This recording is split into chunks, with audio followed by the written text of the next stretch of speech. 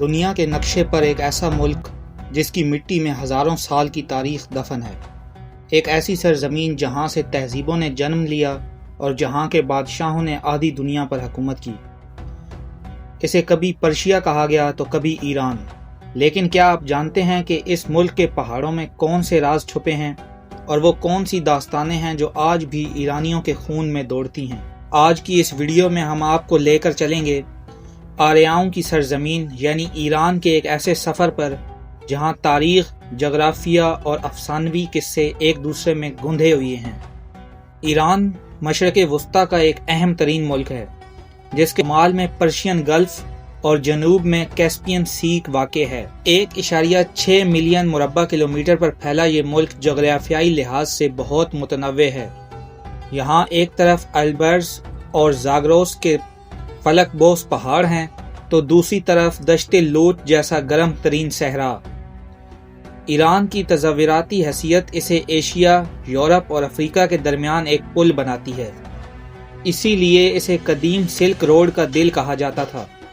ایران کی تاریخ کا ذکر ہو اور سائرس دی گریٹ کا نام نہ آئے یہ ممکن نہیں۔ 550 قبل مسیح میں سائرس نے اکامنید ایمپائر کی بنیاد رکھی جو تاریخ کی پہلی عظیم عالمی طاقت بنی۔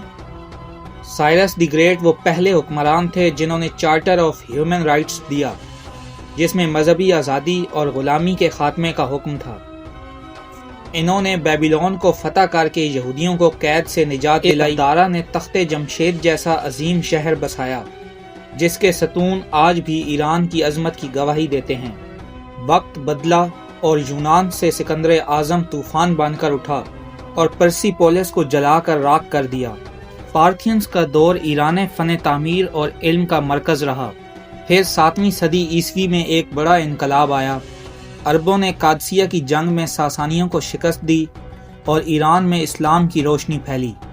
فارسی زبان نے عربی رسم الخط اپنایا لیکن اپنی الگ پہچان برقرار رکھی۔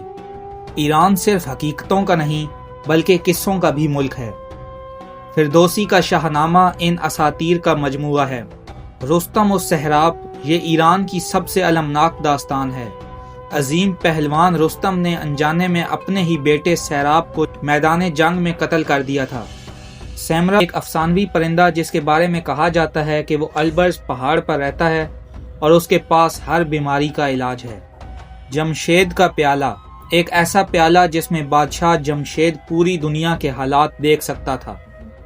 20ویں صدی میں ایران نے ایک اور کروٹ لی۔ پہلوی خاندان نے ایران کو جدید بنانے کی کوشش کی لیکن 1979 میں آیت اللہ روح الخمینی کی قیادت میں اسلامی انقلاب آیا جس نے شہنشاہیت کا خاتمہ کر کے ایران کو ایک اسلامی جمہوریہ بنا دیا۔ آج کا ایران جہاں اپنی جوہری توانائی اور دفاعی صلاحیت کے لیے خبروں میں رہتا ہے، وہیں یہ اپنے قالینوں، زعفران، پستے اور بے مثال مہمان نوازی کے لیے بھی مشہور ہے۔ ایران ایک ایسی کتاب ہے جس کا ہر صفحہ ایک نئی داستان سناتا ہے۔ اصفہان کی نیلی مسجدیں ہوں یا شیراز کے گلاب، ایران کی خوبصورتی اور اس کی تاریخ ہمیشہ دنیا کو اپنی طرف کھینچتی رہے گی۔ امید ہے آپ کو ایران کا یہ سفر پسند آیا ہوگا۔ اگر آپ کو یہ ویڈیو معلوماتی لگی تو اسے لائک کریں اور کامنٹس میں بتائیں کہ آپ اگلی ویڈیو کس ملک پر دیکھنا چاہتے ہیں۔